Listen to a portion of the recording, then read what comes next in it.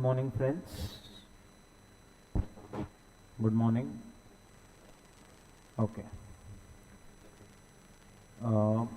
हम लोगों ने चैरिटेबल ट्रस्ट के अंदर एक पार्ट पूरा कंप्लीट कर दिया है कि कैलकुलेशन और सब किस तरह से करना है। तो ये सारी चीज़ें अपने डिस्कस हो चुकी है। अच्छा, अब इसमें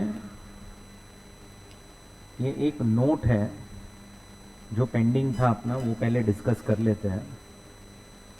ये नोट में क्या दिया है, इतना कोई रेलेवेंट नोट नहीं है ये।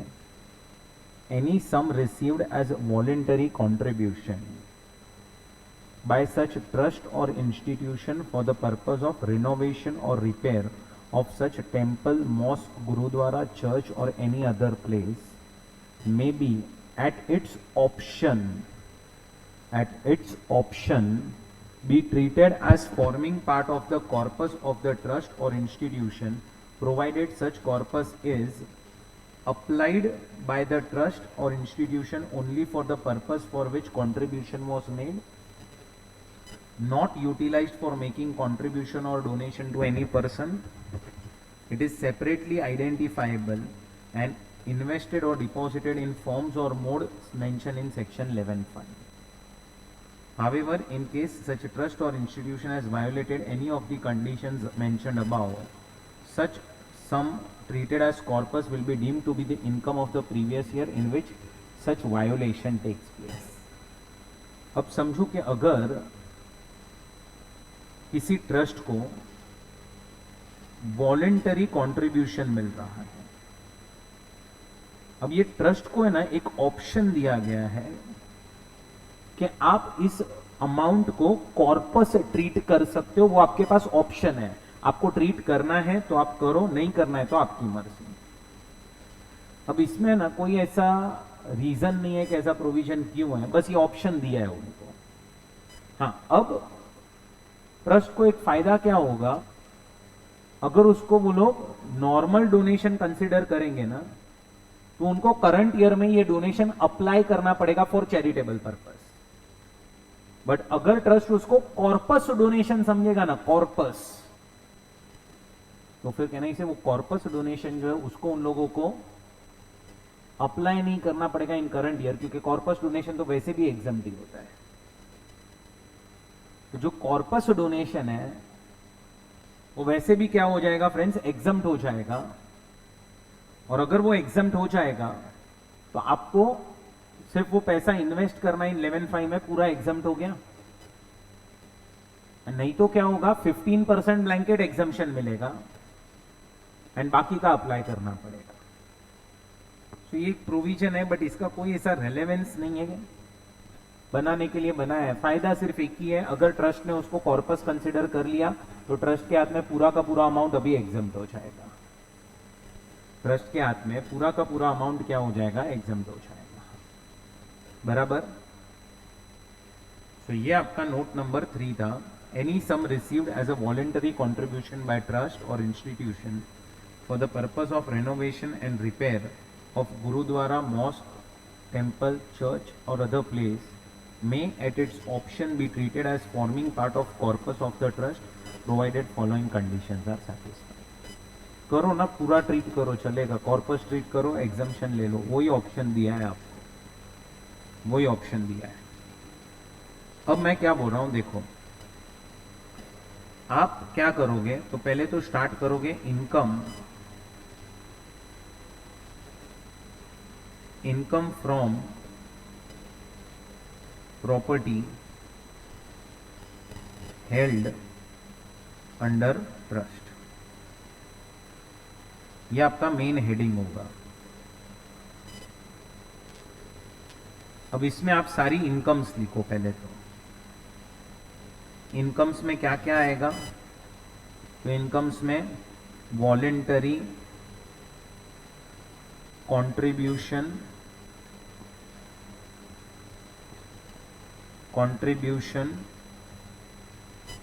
रिसीव्ड, फिर इसमें आपका कॉर्पस भी आ जाएगा, कॉर्पस डोनेशन। पहले तो सब ऐड कर देते हैं ना, कॉर्पस डोनेशन, फिर आप क्या करोगे, तो मैं ऐसे बोल सकता हूं, जो आपका एनोनिमस डोनेशन है, एनोनिमस डोनेशन जो है, कौन सा एनोनिमस डोनेशन पता चल रही है? एनोनिमस डोनेशन जो नॉर्मल रेट पे टैक्स होने वाला है,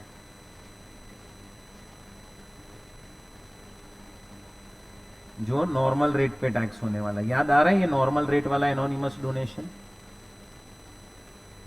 तो इसमें आपकी वो पता है स्पेसिफाइड लिमिट थी, स्पेसिफाइड लिमिट कितनी थी? 5% ऑफ टोटल डोनेशन और 1 lakh rupees whichever is higher. ये आपकी नॉर्मल रेट वाला डोनेशन था, याद आ रहा है ना? ये वाला पॉइंट कल ही किया था अपन ने। सो वो ऐड करो। फिर आपका कैपिटल गेन्स का जो भी इनकम होगा, कैपिटल गेन्स वो ऐड करो, that is selling price minus cost of acquisition.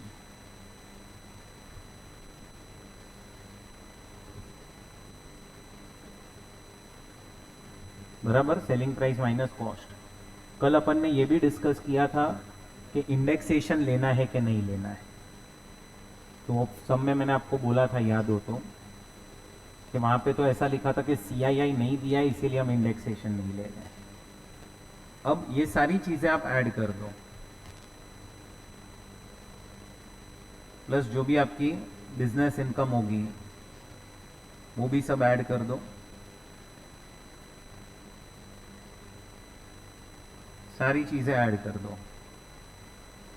अब क्या करोगे, मैं लास्ट में डाल देता हूं अदर इनकम कुछ है तो, सब ऐड कर दो।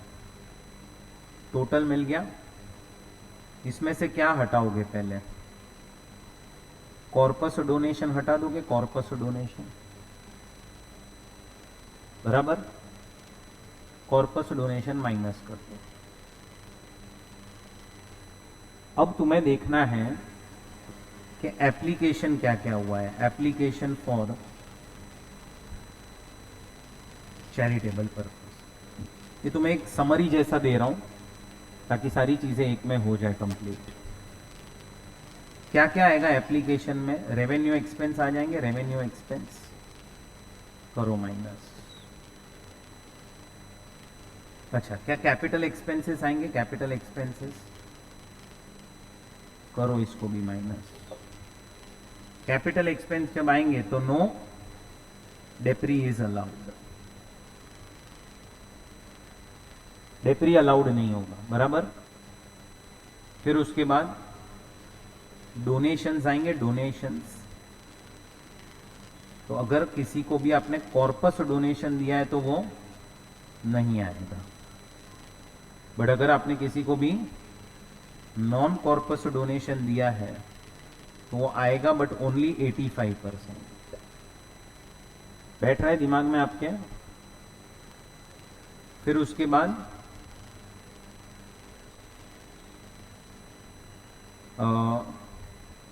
नेक्स्ट क्या आएगा? रीपेमेंट ऑफ लोन आएगा, repayment of loan.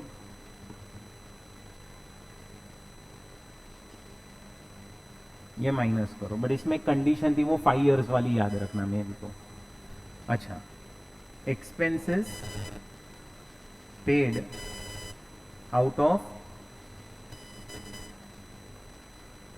Of loan, इसको इग्नोर कर दो। समझा ना? जो भी लोन में से खर्चा किया है उसको इग्नोर कर दो, क्योंकि नहीं तो क्या हो जाएगा? डबल डिडक्शन हो जाएगा। तो रीपेमेंट ऑफ लोन जो है वो माइनस करो। फिर क्या आएगा? Amount deposited back to corpus fund, बराबर। अच्छा, वापस से मैं यहां पे लिख रहा हूं, expenses paid out of corpus उसको इग्नोर करो। बैठ रहा है आपके दिमाग में ये सारी चीजें? नेक्स्ट, अगर कोई आउटस्टैंडिंग एक्सपेंस है, आउटस्टैंडिंग एक्सपेंस, बोलो मिलेगा माइनस करने आउटस्टैंडिंग एक्सपेंस? आउटस्टैंडिंग एक्सपेंस, तो आंसर इज नो, निल। क्यों? पेमेंट बेसिस पे मिलता है ना अपने को। Okay, excess of application, excess of application over income of last years। क्या करेंगे इसको भी? नॉट अलाउड, ये भी नील। अच्छा, अब इसमें जो अप्लाइड में, यहां पे जब आप एप्लीकेशन कंसिडर करोगे, या फिर मैं यहीं पे नोट डाल देता हूं ऊपर ही, एप्लीकेशन में amount used for specified person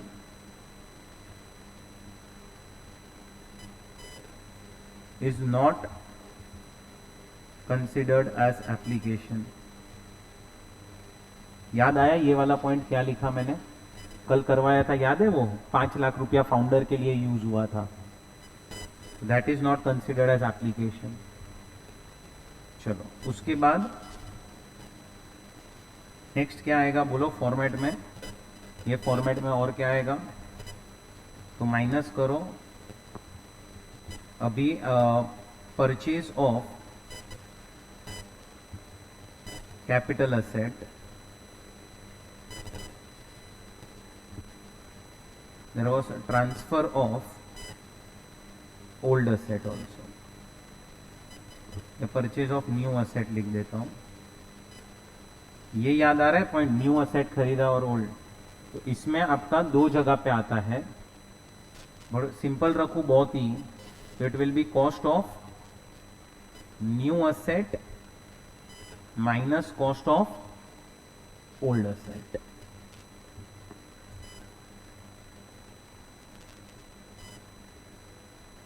cost of new asset minus cost of old asset. पूरे अमाउंट को आप एप्लीकेशन मान लो, पूरे अमाउंट को। फिर माइनस करो डीम्ड एप्लीकेशन,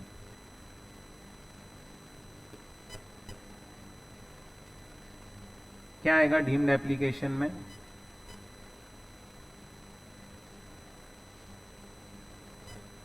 तो डीम्ड एप्लीकेशन में पहला आएगा अमाउंट नॉट रिसीव्ड, यानी से वो डीम्ड एप्लीकेशन माना जाएगा। एक फॉर्म भरना पड़ेगा, 9A करके फॉर्म है इधर। अच्छा, next, because of any other reason, उधर भी फॉर्म 9A है, वो भी डीम्ड एप्लीकेशन। बराबर? याद आ रहा है ना वो लास्ट डे पे डोनेशन मिला था, वैसा एग्जाम्पल अपन ने लिया था कि अदर रीजन के वजह से। और नेक्स्ट, अक्यूमुलेशन करना चाहते हो, क्या करना चाहते हो बोलो? अक्यूमुलेशन। उधर फॉर्म नंबर 10 आएगा और आप लोगों को वो भी कंसिडर करने मिलेगा इन एप्लीकेशन। ये याद आया अक्यूमुलेशन वाला पॉइंट? और अब उसके बाद फाइनल आंसर आएगा आपका। अच्छा, इसमें क्या ऐड हो जाएगा? और anonymous donation above specified limit.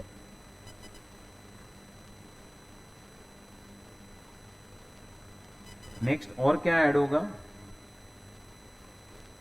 Fair market value of education and medical facility provided to specified person. ये याद आया आपको? बराबर? ये सारी चीजें ऐड होती जाएगी और फाइनल आंसर आपका आ जाएगा। तो इस तरह से आप लोगों को इसमें मैंने मेजॉरिटी चीज़ें कवर की है, मेजॉरिटी। हाँ, अभी आप लोगों को ये पता है कि ये अमाउंट जो नहीं मिला उसका क्या करना है।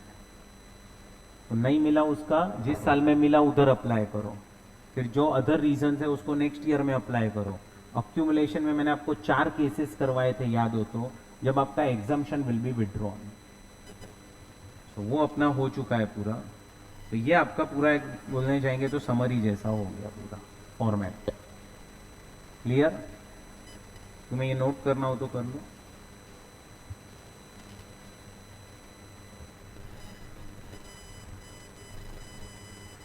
चलो बढ़ते हैं आगे।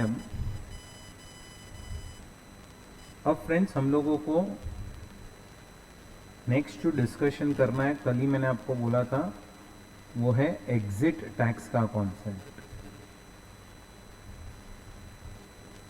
हमें एग्जिट टैक्स जो है उसका कॉन्सेप्ट देखना है।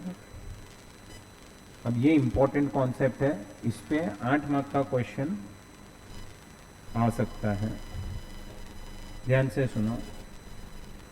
अब फ्रेंड्स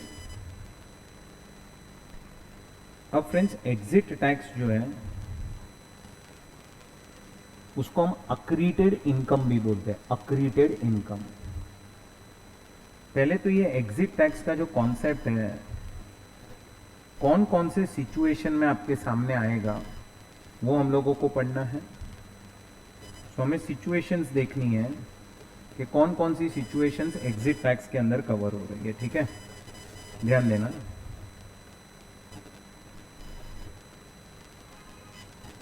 देखो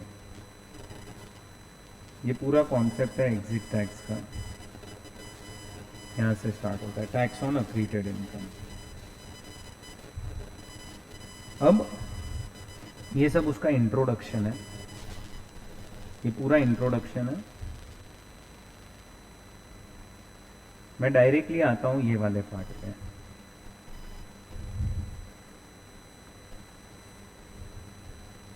आप यहां से लेके एक बार यहां तक सिर्फ रीड कीजिए, एक बार रीड करो।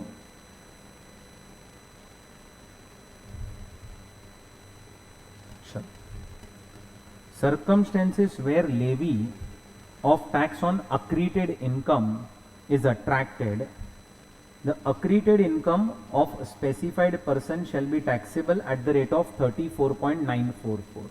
ये परसेंटेज कैसे आया वो समझा? 30% प्लस 12% प्लस 4%। कब? Number 1, conversion into a form not eligible for grant of registration under 12AB और 12AA। 12AA ओल्ड था, 12AB न्यू है, and 1023C। Merger with an entity not having similar objects and registered under 12AA, 12AB और approved under section 1023C। And last, non distribution of assets on dissolution to any other specified person within a period of 12 months from the end of the month in which dissolution takes place. This levy of excise tax shall be in addition to the income chargeable in the hands of entity। मतलब ये अलग से tax लगेगा आपको। अब ये 3 situations में आपको टैक्स लगाया जाएगा, 3। एक छोटा सा इस साल अमेंडमेंट हुआ है यहाँ पे, वो बाद में देखते हैं, बट पहले ये 3 सिचुएशंस आपके सामने हैं। Conversion into a form not eligible for grant of registration under 12AA, 12AB और approval under section 1023C। Merger with an entity not having similar objects and registered under 12AA, 12AB और approved under section 1023C। Non-distribution of assets on dissolution to any other specified person within 12 months from the end of the month in which dissolution takes place। थोड़ा सा ध्यान से समझना। अगर ये 3 situations आपके सामने आ रही है तो ही क्या होगा, एग्जिट टैक्स का जो कॉन्सेप्ट है वो एप्लीकेबल होगा। अब फ्रेंड्स यहां पे इन्होंने कन्वर्जन जो वर्ड है ना उसको एक्सप्लेन किया है। आप देखो ये जो वर्ड है ना कन्वर्जन, उसको यहां पे उन्होंने एक्सप्लेन किया कि व्हाट इज कन्वर्जन। ये पूरा डेफिनेशन है कन्वर्जन का। सो कन्वर्जन का उन्होंने मीनिंग दिया हुआ है कि इसका मीनिंग क्या है। दूसरा क्या है, merger with an entity not having similar objects, मतलब ये ट्रस्ट किसी और ट्रस्ट के साथ मर्ज हो गई बट उसके ऑब्जेक्ट्स सेम नहीं थे। सो एक ट्रस्ट बना था फॉर रिलीफ ऑफ पुअर और दूसरा ट्रस्ट बना था फॉर अनदर पर्पस, यानी से ऑब्जेक्ट सेम नहीं थे। अब ध्यान देना, समझ में आ रही है चीजें। एंड लास्ट क्या हुआ है, एक ट्रस्ट डिसॉल्व हो चुकी है। अब डिसॉल्यूशन के वक्त है ना, ये लोगों को एक प्रोविजन ये है कि आपको सारे असेट्स और लायबिलिटीज दे देने की किसी और को। नॉन डिस्ट्रीब्यूशन ऑफ, देखो non distribution of assets on dissolution, आपने डिस्ट्रीब्यूट नहीं किए, कर देने चाहिए 12 महीने में, आपने नहीं किए, then only it will attract levy of exit tax. 3 चीजें हैं। The accreted income of specified person shall be taxable at maximum marginal rate at the rate of 34.944%। ये कब होगा, ये 3 सिचुएशन में होगा। बोलो समझ में आ रहा है आपको। अब है ना, व्हाट इज कन्वर्जन, तो कन्वर्जन का उन्होंने मीनिंग दिया है। A specified person shall be deemed to have been converted into a form not eligible for registration under section 12AA, 12AB or approval under section 1023C in the previous year if the registration granted to it under 12AA or 12AB or approval under 1023C has been cancelled or it has adopted or undertaken the modification to its objects which do not conform with the condition of registration and it has not applied for fresh registration under this section, it has filled the application for fresh registration but the said application has been rejected, or it has failed to make the application for reapproval, renewal of the registration or final approval with the period specified under this clauses as the case may be which expires in the said previous year। समझेगा, रुक जाओ, अभी इसका मैं आपको थोड़ा सा summary बना के देता हूं तो it will be very clear. अभी कुछ लिखना नहीं, सिर्फ ध्यान यहां पे देना, लिखने का टाइम मैं बाद में देता हूं। पहले तो देखो ये सिचुएशन 1, जब एग्जिट टैक्स का कॉन्सेप्ट आएगा, situation 1, conversion of a trust और institution into a form not eligible for grant of registration under 12AA और 12AB, बराबर। अब इसके अंदर ध्यान से सुनो,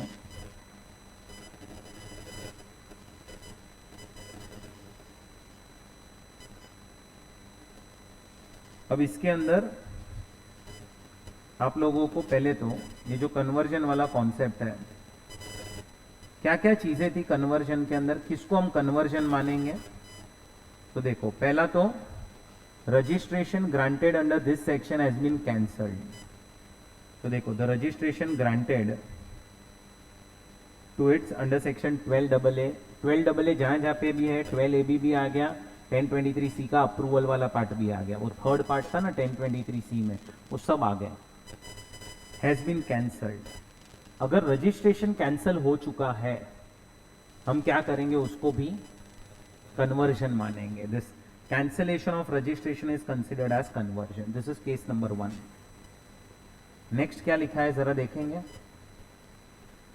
तो नेक्स्ट उन्होंने बोला है, it has adopted or undertaken the modification of its objects which do not conform with to the conditions of registration। तो आपने ऑब्जेक्ट्स अपने चेंज किए। अब आप याद करोगे तो आप जब ऑब्जेक्ट्स चेंज करते हो, कहने से आपको रजिस्ट्रेशन के लिए वापस अप्लाई करना पड़ता है। तो अब देखो, It has undertaken modification of its objects which do not conform to the conditions of registration and अब रजिस्ट्रेशन जो है मतलब नए ऑब्जेक्ट्स आ गए, आपके ऑब्जेक्ट्स न्यू हो चुके हैं, अब क्या हो चुका है, and it has filed the application for fresh registration under this section but the said application has been rejected, या फिर it has applied for fresh registration under section 12AA in the said it has not applied for fresh registration only under section 12AA or 12AB in the said previous year. या तो आपके objects change हुए तो you should apply for fresh registration, या तो आपने apply ही नहीं किया या तो अप्लाई किया था और आपका एप्लीकेशन रिजेक्ट हो चुका है. सिचुएशन 1 में पहली चीज क्या है, आपका रजिस्ट्रेशन कैंसल हो गया. दूसरी चीज क्या है, आपके ऑब्जेक्ट्स चेंज हुए और आपने रजिस्ट्रेशन के लिए अप्लाई ही नहीं किया. तीसरी चीज क्या है, आपके ऑब्जेक्ट्स चेंज हुए, आपने अप्लाई भी किया लेकिन रिजेक्ट हो गया. ये सब सिचुएशन को हम क्या समझेंगे, इन सब सिचुएशन को हम बोलेंगे it is conversion of trust और इंस्टीट्यूशन, कन्वर्जन ऑफ ट्रस्ट और institution into a form not eligible for grant of registration. बैठ रहा है दिमाग में? कितनी चीजें हो गई सिचुएशन 1 में? अभी तक 3 चीजें हो चुकी है. और एक चीज ऐड करनी है अपने को, क्या?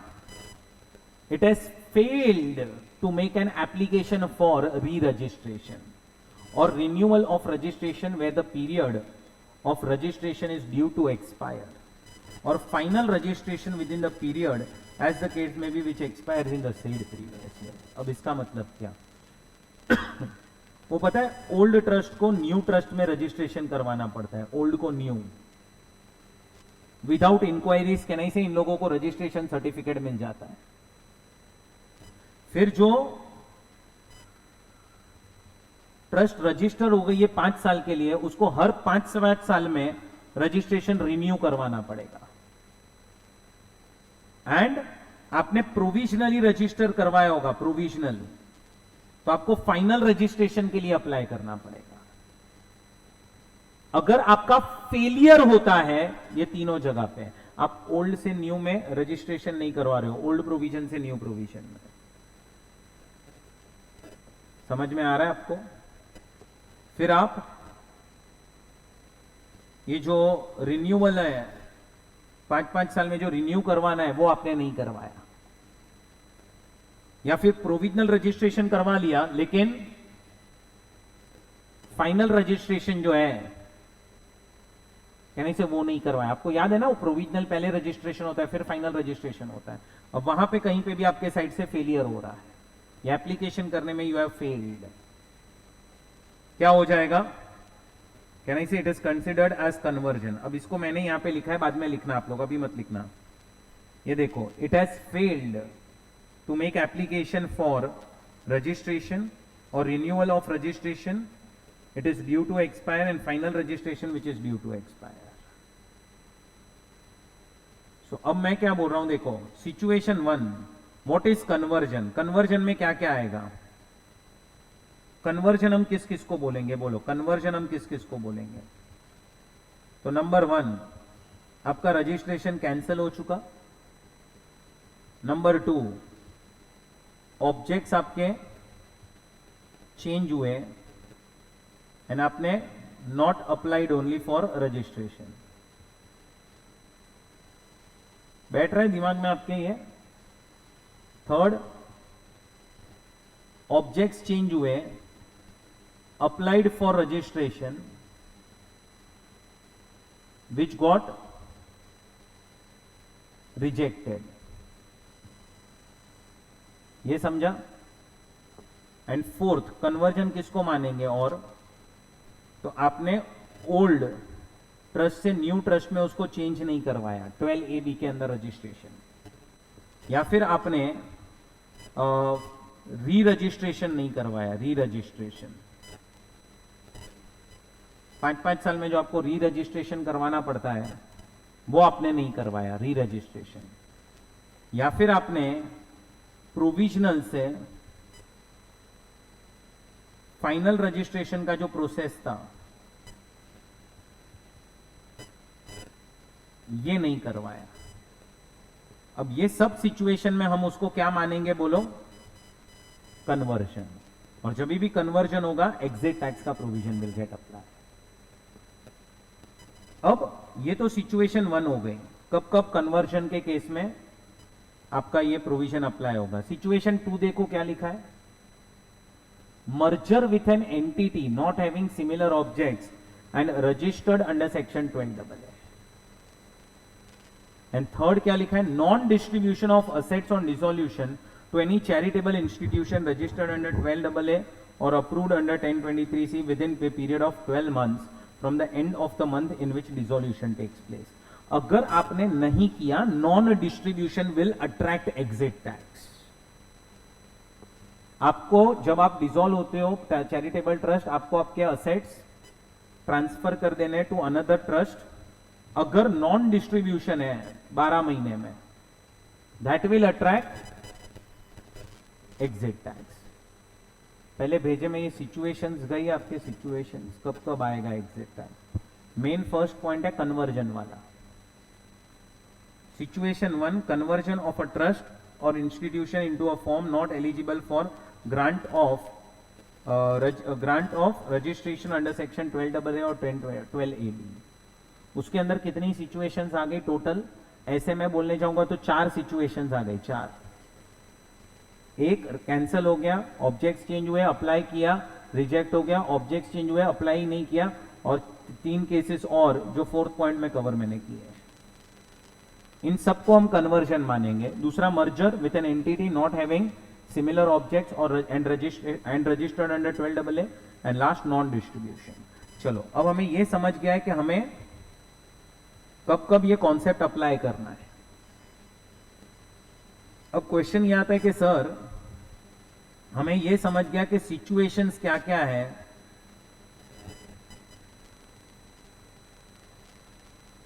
सिचुएशंस क्या क्या है जब ये कॉन्सेप्ट अप्लाई होगा। सिचुएशन हमें समझ गई है। अब क्या करेंगे सिचुएशन पे? तो अब you calculate your accreted income. Accreted income को मैंने आपको कल एक नाम बोला था इजी वे में याद रखने के लिए, नेटवर्थ। करो नेटवर्थ कैलकुलेट। अच्छा सर, आपने बोला चलो ये सिचुएशन में नेटवर्थ कैलकुलेट करना है, वो तो हमें समझा, पर नेटवर्थ तो हर दिन चेंज होता है।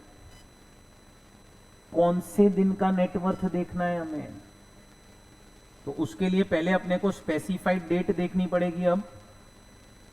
तो अब आप चार्ट देखोगे तो मैंने आपको नीचे देखो, उसमें सब जगह पे HD करके लिखा है, HD। What is HD? Specified date. उल्टा चालू करते हैं, स्पेसिफाइड डेट। लास्ट वाले केस में स्पेसिफाइड डेट क्या होगी? The date of dissolution. क्यों चाहिए हमें specified date? To calculate net worth. To calculate net worth हमें क्या चाहिए? स्पेसिफाइड डेट चाहिए। नेटवर्थ कैलकुलेट करना है तो स्पेसिफाइड डेट चाहिए। तो date of dissolution is your specified date. Sir इधर क्या होगा? तो date of merger is your specified date. चलो इधर देखो, जब आपके ऑब्जेक्ट्स चेंज हुए, फ्रेंड्स, जब आपके ऑब्जेक्ट्स चेंज हुए, द डेट ऑफ अडॉप्शन और मॉडिफिकेशन ऑफ एनी ऑब्जेक्ट। अच्छा, फर्स्ट केस में डेट देखो, the date of the order cancelling the registration, जिस दिन कैंसल हुआ। एंड ये वाले फर्स्ट के यहां पे डेट देखो क्या लिखा है? Specified date, the last date for making the application for registration. Sir ये क्यों चाहिए स्पेसिफाइड डेट? अरे उसी दिन पे तो अपन नेटवर्थ निकालेंगे। अच्छा चलो सर ठीक है, स्पेसिफाइड डेट हमें मिला। तो मैं आपको क्या बोलूंगा, स्टेप वाइज याद रखो ना, स्टेप वाइज। पहले अपने को सिचुएशन देखनी है कि कौन से सिचुएशन में ये प्रोविजन अप्लाई होगा। तो मेन 3 हेडिंग्स थे, 1, 2 एंड 3। फर्स्ट हेडिंग में A, B, C, D 4 case हो गए, बराबर ना? तो ये आपका फर्स्ट स्टेप हो गया। सेकेंड स्टेप क्या हुआ? तो सेकेंड स्टेप हुआ स्पेसिफाइड डेट कैलकुलेट करना, this is your second step. चलो स्पेसिफाइड डेट हमें समझ गई क्या है अभी। अब थर्ड स्टेप क्या होगा? थर्ड स्टेप यानी इसे नेटवर्थ कैलकुलेट करना। नेटवर्थ कैलकुलेट करना इज योर थर्ड स्टेप, ठीक है, वो सिखाता हूं कैसे करना है। फिर क्या होगा? Fourth step. तो फोर्थ टैक्स स्टेप होगा टैक्स का कैलकुलेशन करना। कैलकुलेशन तो बहुत इजी है, मैंने कल ही सिखा दिया था। नेटवर्थ जो भी आया उसका 34.944%। और फिफ्थ स्टेप क्या रखना है अपने को? बोलो फिफ्थ स्टेप, यही टैक्स का पेमेंट करना। तुम ये स्टेप समझ पा रहे हो? पहले सिचुएशन कि कौन कौन से सिचुएशन में अपने को एग्जिट टैक्स का कॉन्सेप्ट एप्लीकेबल होगा। फिर आएगा स्पेसिफाइड डेट। स्पेसिफाइड डेट पे क्या करेंगे हम लोग? नेटवर्थ कैलकुलेट, फिर टैक्स कैलकुलेट एंड टैक्स का पेमेंट। अब मैं क्या बोल रहा हूं, इधर सुनो सब लोग। टैक्स का पेमेंट करना पड़ेगा अभी अपने को। नेटवर्क में आपको सिखाऊंगा। देखो स्टेप 4 तो कुछ नहीं है, वो तो मल्टीप्लीकेशन है, उसको छोड़ दो। अभी जो स्टेप अपन ने देख लिया वो है स्टेप 1, हो गया कौन कौन से सिचुएशन। स्टेप 2 स्पेसिफाइड डेट भी देख लिया अपन ने। अब क्या देखना बाकी है? व्हाट इज नेटवर्थ, वो मैं सिखाता हूं। टैक्स कैलकुलेशन में तो कुछ है नहीं, स्टेप 3 में जो आया वो उसको मल्टीप्लाई करेंगे। अब मैं आ रहा हूं जरा टैक्स पेमेंट पे। पेमेंट कब करना है? पेमेंट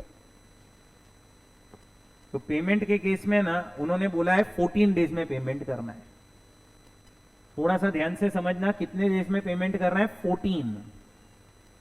वापस से उल्टा पढ़ना स्टार्ट करते हैं।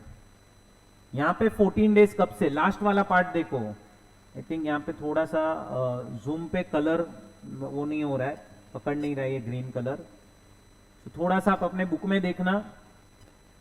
लास्ट वाले में टाइम लिमिट क्या है? Time limit 14 days. 14 days from the date on which the period of 12 months expires. Please note 12 months expires। एक मिनट, क्यों 12 महीने के बाद बोला है? अरे 12 महीने तक तो जो असेट्स डिस्ट्रीब्यूट कर दोगे क्या नहीं से, वो तो अपने को कंसिडर नहीं करने, वो तो गए ना असेट्स।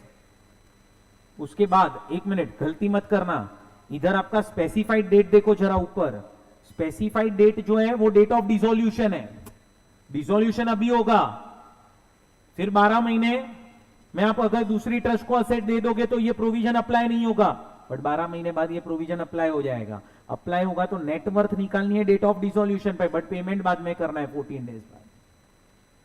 स्पेसिफाइड डेट से 14 डेज मत गिनते बैठना। Specified date is for calculation of net worth. Next, merger के केस में जरा देखो 14 डेज कब से होंगे मर्जर के केस में? तो मर्जर के केस में आपके 14 डेज होंगे from date of merger. From date of merger. Okay, अब थोड़ा सा ध्यान इधर। आपका अगर रजिस्ट्रेशन क्या हो चुका है जरा देखो इधर, कैंसल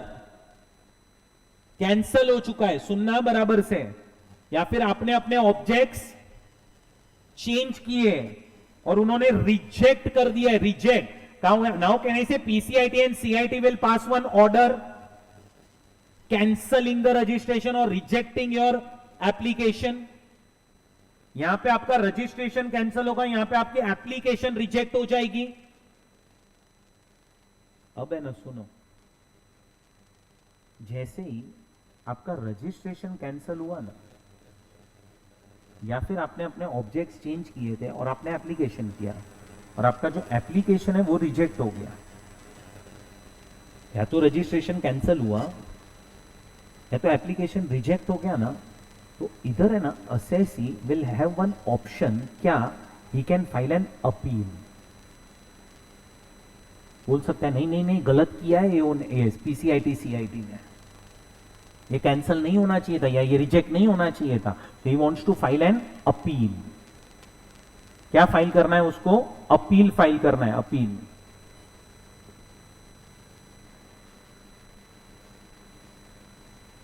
हेलो नेट का थोड़ा प्रॉब्लम है। ओके, हाँ, मैं क्या बोल रहा था सुनो। जब भी आपका रजिस्ट्रेशन कैंसल कर दिया जाएगा, सुनना बराबर से, या फिर आपका एप्लीकेशन रिजेक्ट हो जाएगा, रिजेक्ट, या तो आपका रजिस्ट्रेशन कैंसल हुआ या तो आपका एप्लीकेशन रिजेक्ट हुआ, या तो आपका रजिस्ट्रेशन कैंसल हुआ या तो आपका एप्लीकेशन रिजेक्ट हुआ। अब ये केस में ना assessee you can file an appeal कि नहीं, ये जो पीसीआईटी और सीआईटी ने जो मेरा रजिस्ट्रेशन कैंसिल किया है वो गलत है, होना ही नहीं चाहिए था, या फिर मेरे जो एप्लीकेशन की थी ये जो इन्होंने रिजेक्ट की है वो गलत की है। आप अपील फाइल कर सकते हो, और इसमें ना इन्होंने रूल क्या रखा है कि you can directly file appeal in ITAT, क्योंकि the order which is passed for cancelling the registration और rejecting the application is passed by CIT only, तो you can directly file an appeal in ITAT. तो अब इन्होंने क्या किया है, ध्यान से सुनना, ध्यान से समझो क्या है। इधर जो आपके 14 डेज रखे हैं, दो सिचुएशन में, नंबर 1 एंड 2, 1 एंड 2, 1 एंड 2, ये दो सिचुएशन में उन्होंने जरा 14 डेज देखो कब से रखे हैं। 14 days from the date on which, number 1, the period for filing appeal under section 253 against the order rejecting the application expires and no appeal has been filed by trust। तो वो लोग क्या बोल रहे हैं कि जो अपील फाइल करने का टाइम लिमिट है वो एक्सपायर हो चुका। तो जब एक्सपायर हो चुका, अब तो पता ही है ट्रस्ट अपील फाइल नहीं करेगा, तो वहां से 14 डेज में। एंड आईटैट में जो अपील फाइल करने का टाइम है ना वो है 2 महीना, मतलब ऐसे 60 डेज है, फिर एक छोटा सा अमेंडमेंट हुआ है 2 महीने का, वो मैं आपको बाद में बताने वाला हूं। तो अब ये जो टाइम है, जब वो टाइम एक्सपायर हो रहा है, जब वो टाइम क्या हो रहा है, एक्सपायर हो रहा है, यानी से वहां से 14 डेज। एंड नेक्स्ट देखो, the order in any appeal confirming the cancellation of application is received by the trust. मतलब क्या, ट्रस्ट ने अपील फाइल किया इन आईटैट, आईटैट ने क्या किया, ऑर्डर पास किया और बोला नहीं कैंसिल तो होना चाहिए या रिजेक्ट तो होना ही चाहिए। तो जब वो ऑर्डर आया तब से 14 डेज में भरो। बट यस, एक गलती मत करना, नेटवर्थ कौन से दिन कैलकुलेट करोगे, तो date of order cancelling the registration, और इधर नेटवर्थ कब कैलकुलेट करोगे, जब आपने अपने ऑब्जेक्ट्स चेंज किए उस दिन पे। अच्छा, अब आपने ही अप्लाई नहीं किया, ओए अप्लाई नहीं किया आपने तो वो आपकी गलती हो गई ना, ये वाले केस में तो इधर थोड़ी अपील वपील फाइल होगा, आप ही नहीं किया है अपील, आपने अपील नहीं किया है, सॉरी अप्लाई नहीं किया है, तो अप्लाई नहीं किया तो वो लोग ने रिजेक्ट की, इधर कुछ आएगा ही कॉन्सेप्ट। तो इधर तो वो लोग क्या बोल रहे हैं, specified date will be the date of adoption और मॉडिफिकेशन ऑफ ऑब्जेक्ट। 14 डेज का टाइम देखो, 14 days from the end of previous year, directly लिख दो from the end of previous year, from the end of a previous year. And अब first वाले case में देखो, अगर आपने ओल्ड से न्यू में रजिस्टर नहीं करवाया, या फिर आपने 5-5 साल में री रजिस्ट्रेशन नहीं करवाया, या फिर फाइनल रजिस्ट्रेशन जो था वो नहीं करवाया प्रोविजनल के बाद, what will be the specified date of making, last date of making application for registration, and what will be the time limit, 14 days from the end of previous year. मतलब इधर time limit और इधर time limit same है। बैठा दिमाग में इतना? पहले क्या क्या सीख लिया हम लोगों ने ये चार्ट में से? तो हम लोगों ने चार्ट में से एक तो सीख लिया सिचुएशन, दूसरा स्पेसिफाइड डेट, और तीसरा टैक्स पेमेंट, सब हो गया इसमें से। आप लोग ये लास्ट वाला पार्ट सिर्फ अभी कॉपी कर लेंगे जरा। डन? चलो, अब आप ये समझ गए हो कि कब अक्रीटेड इनकम का कॉन्सेप्ट अप्लाई हो जाएगा, क्या स्पेसिफाइड डेट है, और क्या आपका टैक्स का पेमेंट होना चाहिए। चलो, अब अपने को क्या करना है, तो अब अपने को अक्रीटेड इनकम निकालनी है. What is accreted income? Net worth. अब उधर क्या लेना है देखो, aggregate fair market value of total assets as on specified date. अब तुम्हें रेलेवेंस समझ में आया स्पेसिफाइड डेट का. And less total liability computed in accordance with the prescribed method of valuation. So asset minus liability करना है short में. ओए असेट माइनस लायबिलिटी, दो चीजें करनी है. अब नीचे आपको ये 3 नोट दी गई है, पढ़ो एक बार 3 नोट, यू विल अंडरस्टैंड.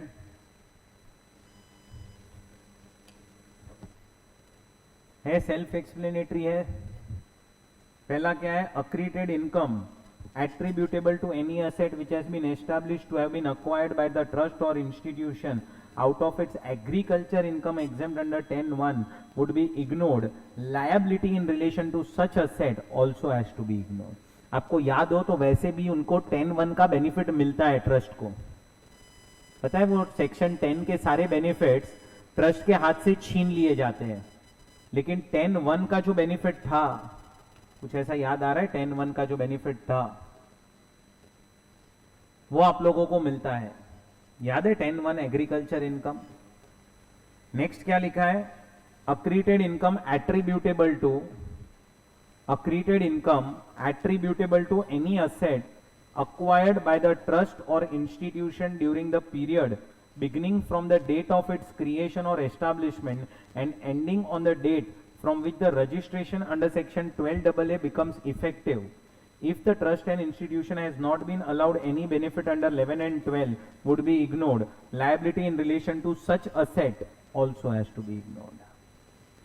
अरे जब ट्रस्ट के पास रजिस्ट्रेशन ही नहीं था 12AB का, तो उसको 11 एंड 12 का बेनिफिट ही नहीं मिला होगा. अब वो टाइम पे जो भी असेट खरीदे होंगे वो असेट को इग्नोर करो और उसकी लायबिलिटीज इग्नोर करो. बैठ रहा है दिमाग में? The asset and liability of a charitable organization which has been transferred on dissolution to another charitable institution within the time specified time have to be ignored while calculating accreted income. कितना है specified time? 12 महीना. 12 महीने में जो भी आपने दूसरी trust को दे दिए असेट, इग्नोर. बराबर.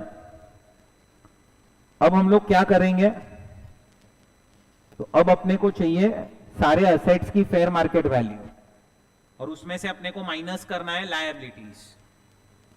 तो अब आपको ट्रस्ट जो है कहने से उसके बैलेंस शीट होगा. बैलेंस शीट, ये ट्रस्ट का बैलेंस शीट है. यहां पे सारे असेट्स दिए होंगे आपको और यहां पे सारी लायबिलिटीज. बराबर. असेट और लायबिलिटी दी होगी. अब असेट और लायबिलिटी में इधर लैंड होगा, शेयर्स होंगे, कुछ अदर असेट्स होंगे. इधर लायबिलिटीज में क्रेडिटर्स होंगे, कुछ फंड का कॉर्पस होगा, ये ट्रस्ट का कॉर्पस जो भी है. तो ये सब आपकी लायबिलिटी में चीजें होंगी. अब तुम्हें क्या करना है? एक एक असेट लेना है और एक लायबिलिटी माइनस करना है. तो you will get net worth of the trust. तो अब उन्होंने हर एक असेट का यहां पे आप लोगों को एक्सप्लेनेशन दिया हुआ है कि अपने को क्या क्या वैल्यू लेनी है. Let's start.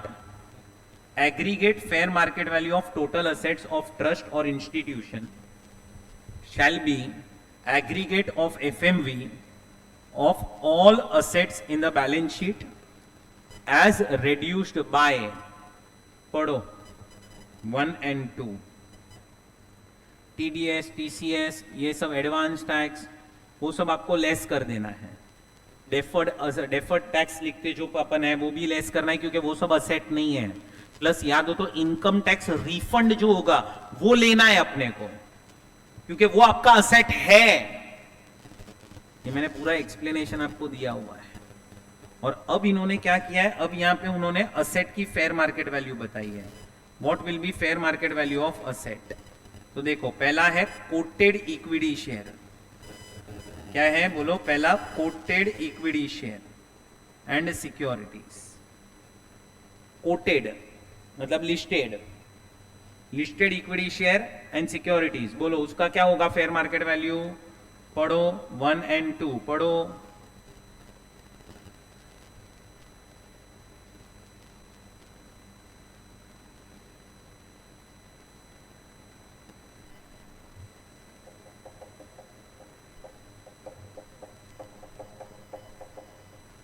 हाईएस्ट लोएस्ट का एवरेज लेंगे, दैट इज एफएमवी, और उस दिन जिस दिन स्पेसिफाइड डेट है उस दिन अगर ट्रेडिंग नहीं हुआ है तो प्रीसीडिंग डेट। ऐसा तो बहुत बार देखा है अपन ने। चलो नेक्स्ट में क्या है, fair market value of unquoted equity share, unquoted only equity है, only equity, this covers only equity shares, unquoted equity, ये तो अपना याद हो तो ऐसा ही फॉर्मूला वहां पे भी सिखाया था। अच्छा व्हाट इज, अभी समझो एक ट्रस्ट के पास, सुनो जरा, एक ट्रस्ट के पास एक प्राइवेट लिमिटेड कंपनी के शेयर्स हैं, तो अपने को क्या करना पड़ेगा, प्राइवेट लिमिटेड कंपनी का असेट माइनस लायबिलिटी लेना पड़ेगा। What is A plus B, assets minus liabilities, ये किसका assets plus liability, assets minus liability, private limited company का, और डिवाइड किससे किया है पता है, डिवाइड वो प्राइवेट लिमिटेड कंपनी के जो टोटल पेड अप कैपिटल होगा उससे, मल्टीप्लाई किससे किया है, जितना ट्रस्ट के पास शेयर्स होंगे उससे। याद आया ये, चलो उसके बाद जरा पढ़ो ये, unquoted shares and securities other than equity shares, equity shares को ऊपर किया। अच्छा कोटेड वाले सारे फर्स्ट में कवर हो गए, शेयर सिक्योरिटी सब कुछ कोटेड, कोटेड फर्स्ट में कवर हो गए। सेकंड में क्या कवर हो गया, अनकोटेड इक्विटी शेयर्स, सिर्फ इक्विटी। थर्ड में क्या कवर हुआ, अनकोटेड शेयर्स और securities other than equity shares. Fair market value on valuation date on the base of valuation report of merchant bank. अच्छा इमूवेबल प्रॉपर्टी के case में what will be the fair market value, तो it will be either HDV और fair market value, either HDV और fair market value whichever is higher, HDV और fair market value whichever is higher. अब business undertaking, business undertaking मतलब ये trust का समझो किसी अंडरटेकिंग के अंदर कुछ शेयर वेयर है। अब ये किया था ना अपन ने ब्लैक मनी एक्ट में भी, पार्टनरशिप फर्म में आपका अगर इंटरेस्ट है तो वैसा कुछ।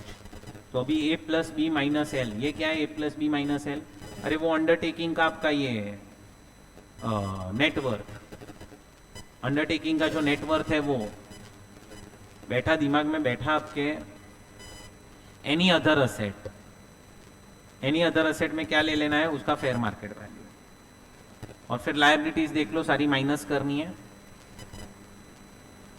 सारी लायबिलिटीज जो है वो माइनस करनी है आपको।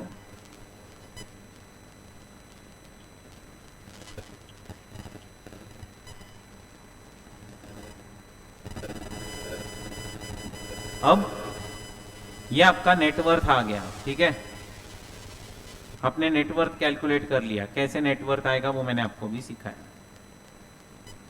अब क्या करना है, तो नीचे कुछ आपको अदर पॉइंट्स दिए हुए हैं, देखो क्या लिखा है, even if no income tax is payable by trust on its total income, by trust on its total income, tax on accreted income shall be payable by the trust or institution like any other additional income tax. तो आपको ये tax तो पे करना ही पड़ेगा। The tax on accreted income shall be final, for which no credit can be taken by the trust or institution or any other person.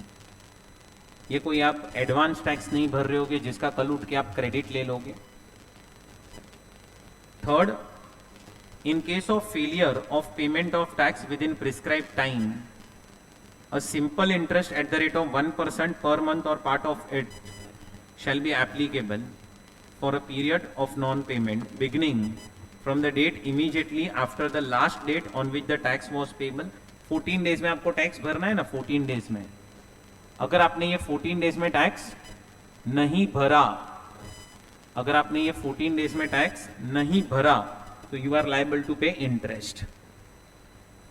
कब से, 14 days के बाद, कब तक, डेट ऑफ एक्चुअल पेमेंट तक। चलो नेक्स्ट पॉइंट रीड करो क्या है, the principal officer or trustee and the trust or the institution shall be deemed to be assessee in default. अगर आपने टैक्स नहीं भरा तो for non-payment of tax and all the provisions related to recovery of taxes shall apply. Further, in case of transfer of assets upon dissolution of trust or institution to a recipient which is not a charitable organization, the recipient of assets of the trust shall also be liable to be held as assessee in default in case of non-payment of tax and interest. However, in such a case, recipient's liability shall be limited to the extent to which assets are received by him is capable of meeting the liability. तो वो जो dissolution होता है, dissolution में अगर आप किसी non charitable organisation को असेट्स दे दोगे, नॉन चैरिटेबल ऑर्गेनाइजेशन को असेट्स दे दोगे, तो फिर वो भी असेसी इन डिफॉल्ट माना जाता है, नॉन चैरिटेबल ऑर्गेनाइजेशन भी। नॉन चैरिटेबल ऑर्गेनाइजेशन जो है वो भी क्या माना जाता है, असेसी इन डिफॉल्ट। एंड अब उससे भी आप रिकवरी कर सकते हो। और ये लास्ट में मैंने आपको जो बोला अमेंडमेंट हुआ है 12AC करके सेक्शन है, merger of a charitable trust और institution in certain cases where any trust institution registered under this section merges with another trust or institution, the provision of accreted income shall not apply if the other trust or institution have similar or same objects, the other trust or institution is registered under 12AA, 12AB or approved under 1023C, and the said merger fulfills such conditions as may be prescribed.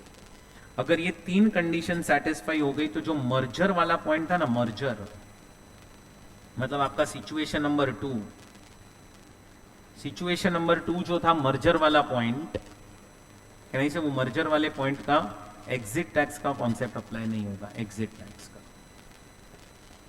ये amendment हुआ है 12AC करके कि merger of a charitable trust और institution in certain cases where any trust और institution registered under section 12AB or under 1023C merges with another trust or institution, the provision of accreted income shall not apply if the other trust or institution has same or similar objects, other trust or institution is registered under section 12AA or AB or approved under 1023C, the said merger fulfills such conditions as may be prescribed. So ये आपका accreted income का पूरा concept खत्म हुआ। अब friends, अब आप लोगों को बुक में दो सम दिए हैं 21 और 22। ये दो सम्स हैं, एक बार देख लेंगे दोनों सम्स, बहुत इजी है।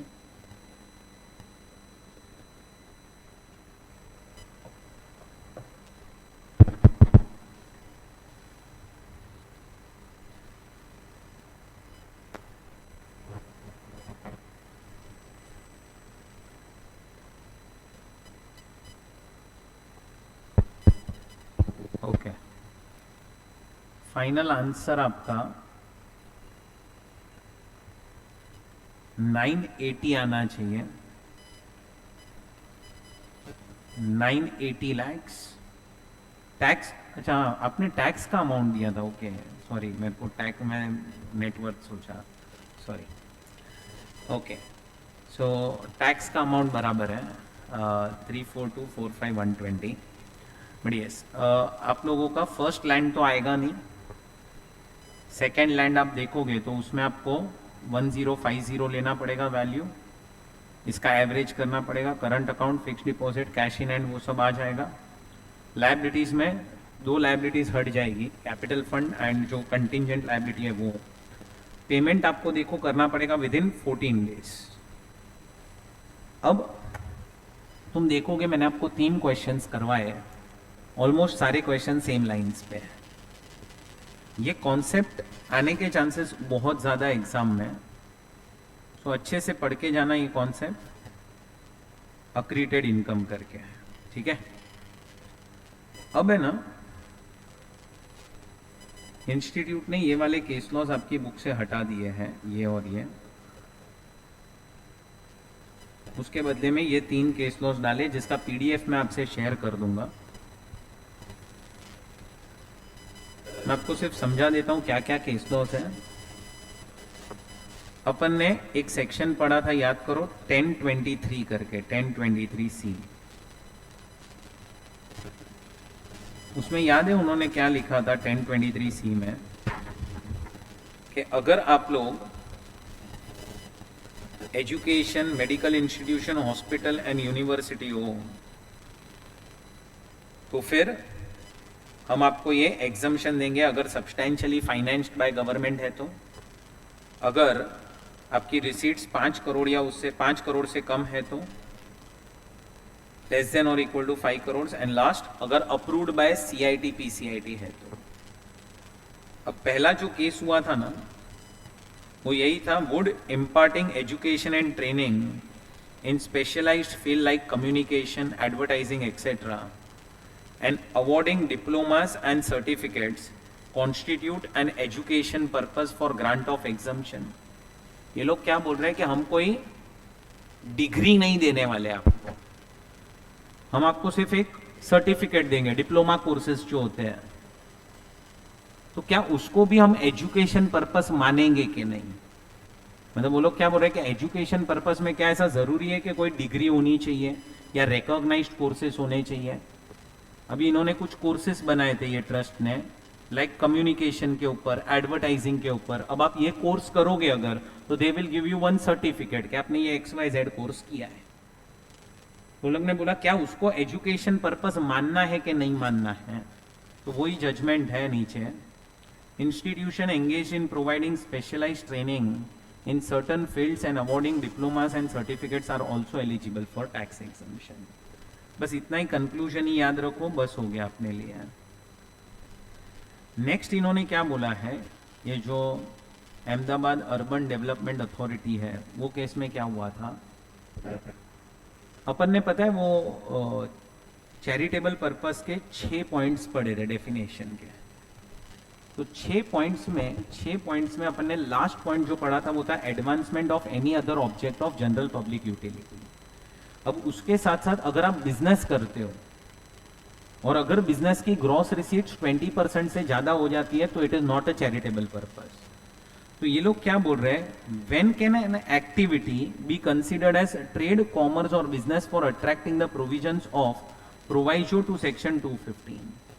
कब हम ऐसा बोलेंगे कि ट्रस्ट ने कोई ऐसी एक्टिविटी की है जो बिजनेस के रिलेटेड है? तो इन्होंने नीचे सोल्यूशन ऐसा दिया है कि ये असेसिंग ऑफिसर के ऊपर है, जब वो असेसमेंट कर रहा है, at that point of time he can decide on year to year basis कि whether this amounts to business और नॉट।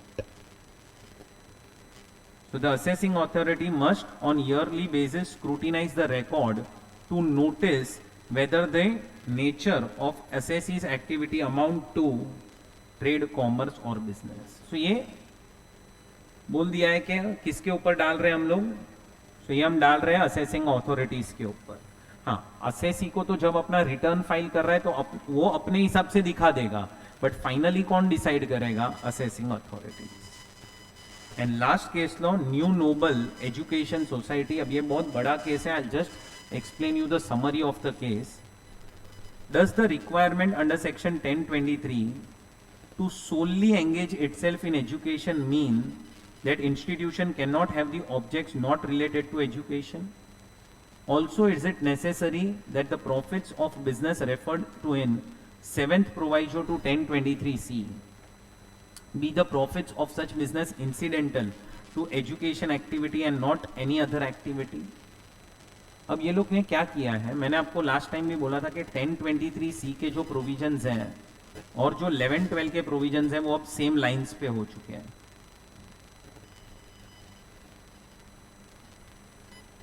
अब ये ट्रस्ट ने कुछ एक्टिविटीज की थी which were incidental only to the attainment of the objects of the trust.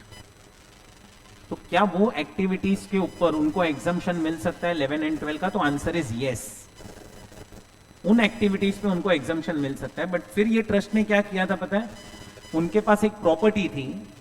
अच्छा, ये ट्रस्ट एक एजुकेशनल पर्पस के लिए बनाई थी, तो इन्होंने फिर कुछ नोटबुक्स बेचने का बिजनेस स्टार्ट किया था और भी XYZ चीजें स्टार्ट की थी। All this were incidental, but अब ये ट्रस्ट ने ना अपनी एक प्रॉपर्टी भी भाड़े पे दे दी।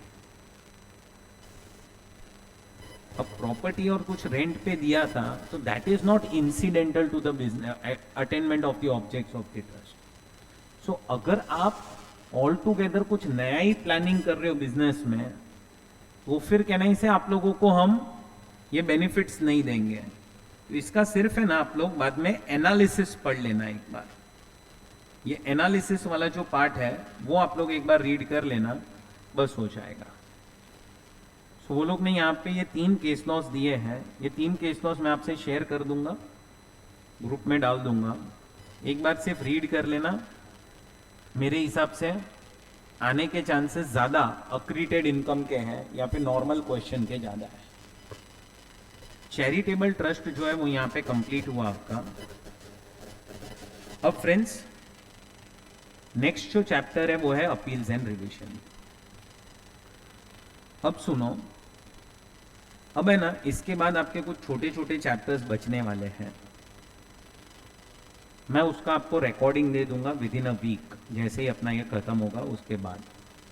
जैसे रिकॉर्ड होता जाएगा मैं भेजता ही जाऊंगा आपको, तो 1 वीक में अपन वो पूरा कंप्लीट कर देंगे, क्योंकि अभी वो सारे chapters exam point of view से इतने इंपॉर्टेंट नहीं है। बट यस, मैं करवाऊंगा, उसका मैं आपको रिकॉर्डिंग दे दूंगा। ये चैप्टर अपन पढ़ते हैं, अपील्स एंड रिविजन, ये कंप्लीट करेंगे अपन। और उसके बाद जो भी है, आई थिंक टैक्स ऑडिट करके एक चैप्टर है, गार करके चैप्टर है। तो टैक्स ऑडिट वाला तो कैसा है ना, आपने ऑफिस में अगर ऑडिट किया हो ना, अगर पूरा वो फॉर्म है 3CA 3CB 3CD खत्म, पूरा फॉर्म ही है जो आपको सिलेबस में है। उसमें है कुछ नहीं, ऐसे देखने जाएंगे तो मुझे सिर्फ रीड करना है, क्योंकि आपने अगर ऑफिस में देखा हो फॉर्म 3CA 3CB 3CD, तो उसमें क्या है, एक जगह पे सारे प्रोविजंस लिखे हुए हैं, सामने आपको मेंशन करना है कि आपने ये प्रोविजंस फॉलो किए हैं कि नहीं। सो वो फॉर्म है, बस वो फॉर्म ही डायरेक्टली आप पढ़ देखोगे तो हो गया आपका वो चैप्टर खत्म, और कुछ है नहीं वो चैप्टर में। और बाकी 1-2 छोटे छोटे चैप्टर्स है, वो इतने इंपॉर्टेंट नहीं है। सो मैं आपको उसका तो रिकॉर्डिंग दे दूंगा, ठीक है। अब ये चैप्टर अपन डिस्कस करते हैं अपील्स एंड रिवीजन करके, ध्यान देना। अभी अपन ने क्लास में बहुत बार डिस्कस किया है कि कोई भी ऑर्डर पास होता है, ऑर्डर, तो ये ऑर्डर के सामने, ये ऑर्डर के सामने क्या क्या ऑप्शंस है आपके पास, मुझे बताओ। तो एक ऑप्शन है कि ऑर्डर के सामने you can go for rectification.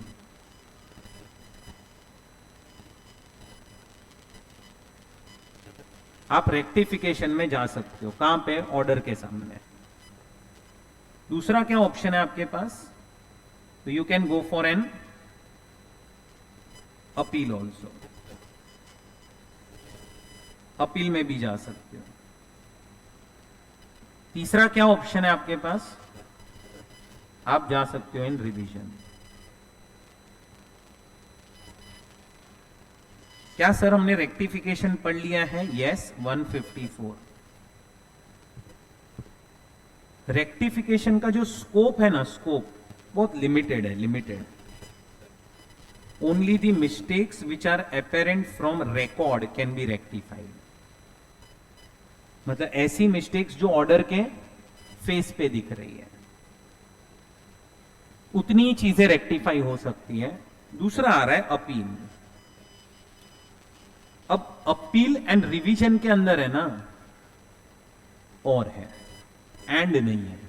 मतलब ऐसा नहीं कर सकते कि आप, एक ऑर्डर पास हुआ, समझो ईओ ने एक ऑर्डर पास किया, असेसिंग ऑफिसर ने एक ऑर्डर पास किया, एंड ये ऑर्डर में 5 चीजें उसने गलत किया है आपके हिसाब से, 5। तो आप ऐसा नहीं कर सकते कि 3 चीजों को अपील में लेके जाए और 2 चीजों को रिवीजन में लेके जाए। नहीं, वो पॉसिबल नहीं है। या तो पूरा कंप्लीट अपील में जाओ या फिर कंप्लीट रिवीजन में जाओ। आपके पास ऐसा ऑप्शन नहीं है। क्या? अपील में 4 केस और बाकी 1 केस उसमें रिवीजन में नहीं। सर क्या ऐसा ऑप्शन है कि हम रेक्टिफिकेशन और अपील में साइमल्टेनियसली जा सकते हैं? Answer is yes.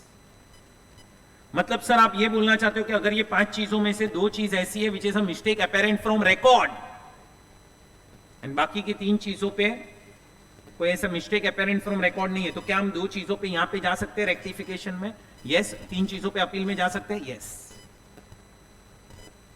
जब आप रेक्टिफिकेशन और अपील में जा सकते हो उसको हम बोलते हैं डॉक्ट्रिन ऑफ पार्शियल मर्जर। ये वर्ड मैंने यूज किया था असेसमेंट प्रोसीजर के बाद। बट अपील एंड रिवीजन दोनों में से कोई एक में ही जा सकते हो, उसको हम बोलते हैं डॉक्ट्रिन ऑफ टोटल मर्जर। या तो पूरा अपील में जा या तो पूरा रिवीजन में जा। अब अपील जो है कहां फाइल होता है? तो CITA के अंदर पहला अपील। अब क्या हुआ है, CITA जो है, जो अपनी इनकम टैक्स अथॉरिटीज है,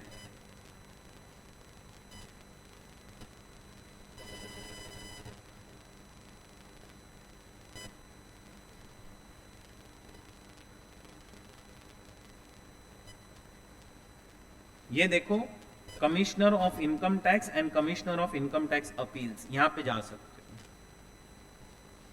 अब क्या हुआ ना कि इधर काम थोड़ा सा बढ़ गया था,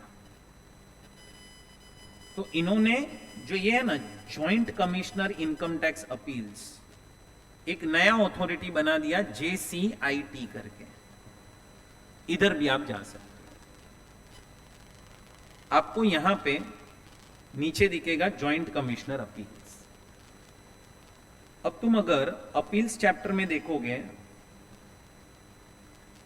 तो इधर देखो आपको दिया गया है number 1 246(1) appealable orders before joint commissioner appeals. ये ऐड हुआ है फ्रॉम 1/4/23। पहले नहीं था ये जॉइंट कमिश्नर अपील्स। और इधर आ रहा है अपीलेबल ऑर्डर बिफोर CITA। कौन कौन सी चीजों पे आप अपील फाइल कर सकते हो? ऑलमोस्ट ऑर्डर सारे सेम लाइंस पे ही है, देखने जाओगे तो। अब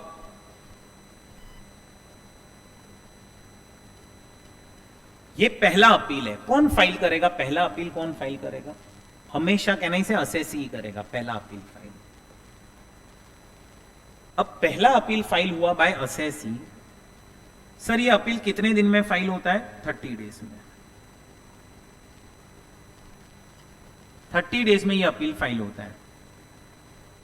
30 दिन में अपने को अपील फाइल करना रहता है CITA या फिर JCITA में। अच्छा सर ये अपील के लिए कुछ फॉर्म वॉर्म भरना पड़ेगा? Yes, form number 35। एक फॉर्म आता है फॉर्म नंबर 35 करके, वो भरना पड़ता है यहाँ पे। अच्छा सर कुछ फीस वीस भरनी पड़ेगी? यस, फीस भी भरनी पड़ेगी, फॉर्म भी भरना पड़ेगा। फॉर्म नंबर 35 है, फीस देनी पड़ेगी। ये फीस का पूरा स्ट्रक्चर है। कितनी फीस है सर? तो अगर आपकी असेस्ड इनकम 1 लाख है तो 250 रुपया। असेस्ड इनकम का मतलब क्या? जो असेसमेंट के बाद आपकी इनकम आई है वो। फिर आपकी असेस्ड इनकम अगर 1 लाख से ज्यादा है और 2 लाख तक है तो 500 रुपया। 2 लाख से ज्यादा है तो 1000 रुपया। अदर केसेस में 250 रुपया। अदर केसेस मतलब it is not related to this assessment. Assessment के रिलेटेड में कुछ भी नहीं है। सो असेस्ड इनकम के रिलेशन में कुछ भी नहीं है। कुछ ऐसे ऑर्डर्स होते हैं जहां पे वो लोग ने कुछ एप्लीकेशन रिजेक्ट कर दिया, ये कर दिया, वो कर दिया, उस पर अपील फाइल करना है अगर आपको, तो वो सबके लिए 250 रुपया फीस है। बैठ रहा है आपके दिमाग में? रिफंड को लेके कुछ यू कैन से केस हो चुका, रिफंड कम दे रहे वो लोग आपको, वो सबके लिए 250 रुपया फीस है। तो अब ये फीस भरनी पड़ेगी सर, ये फॉर्म भरना पड़ेगा। अब आपको जब आप जा रहे हो ना सीआईटीए में, तो आपको और एक चीज देनी पड़ेगी, grounds of appeal. What is grounds of appeal? कौन से बेस पे क्या चीज को लेके अपील कर रहे हो आप लोग? What are the grounds of appeal? क्या चीज को लेके कर रहे हो आप लोग अपील? आर्ग्यूमेंट्स क्या क्या है यस राज? आर्ग्यूमेंट्स क्या क्या है आपकी?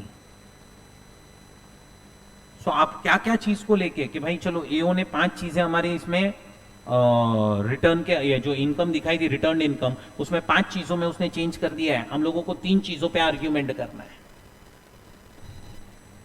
तो ये 3 चीजें आपकी बन जाती है ग्राउंड्स ऑफ अपील। बैठ रहा है आपके दिमाग में? First appeal is filed by assessee only, not by department. 30 दिन में अपील फाइल करना है, 30 डेज में अपील फाइल करना है। कहां पे? सीआईटीए में या जेसीआईटीए में। अच्छा, अब मैं अभी आप लोगों को सिर्फ एक ओवरव्यू दे रहा हूं, उसमें काफी सारे पॉइंट्स वैसे डिस्कस हो जाएंगे, फिर अपन नोट से एक बार देख लेंगे सर। तो नोट से बाद में देखेंगे, बट अभी एक ओवरव्यू दे रहा हूं आपको, जिसमें मेजॉरिटी पॉइंट्स कवर हो जाएंगे। अच्छा सर, ये 30 दिन कब से? तो 30 दिन होंगे कब से? जब से आपको नोटिस ऑफ डिमांड आएगा ना, तब से। कुछ ना कुछ भरने को आएगा टैक्स, तब से 30 दिन। अच्छा, तो इसका मतलब आप याद करो, नोटिस ऑफ डिमांड से 30 दिन में हमें टैक्स भी भरना था 156 के हिसाब से। तो 30 दिन में या तो टैक्स भरो या तो अपील फाइल करो, या तो टैक्स भरो या तो अपील फाइल करो। अच्छा सर, कभी कभी ऐसा भी हो सकता है कि कोई डिमांड नोटिस ना आए हमसे, हमारा सिर्फ रिफंड कम किया गया, तो उसमें तो 30 दिन कब से होंगे फिर? तो अब पढ़ो, ये लाइन पढ़ो, 30 days from date of service of notice of demand और date of receipt of order और इंटीमेशन। मतलब वो लोग क्या बोल रहे हैं कि अगर कोई टैक्स वैक्स डिमांड किया गया है तो 30 दिन तब से, जब से आपको नोटिस ऑफ डिमांड मिला। बट अगर कोई टैक्स वैक्स नहीं है, टैक्स वैक्स डिमांड नहीं किया गया है, समझो सिर्फ आपका रिफंड कम कर दिया है, और आप वो चीज पे अभी आर्ग्यू करना चाहते हो, ए भाई मेरा रिफंड कम क्यों किया, तो फिर जब से वो ऑर्डर आया तब से, date of receipt of order. बैठा दिमाग में? बैठा ही आपके? ओके, चलो सर, ये तो हमें समझा कि 30 दिन में अपील फाइल करना है। सर अब एक डाउट ये आ रहा है कि 30 दिन में हमने अपील फाइल कर दी, तो सीआईटीए को भी तो अभी कहना से ऑर्डर पास करना पड़ेगा। अपना ऑर्डर कब तक पास करेगा सर वो ऑर्डर? कब तक? जरा टाइम लिमिट देखो उसके ऑर्डर पास करने की, पढ़ो ये line.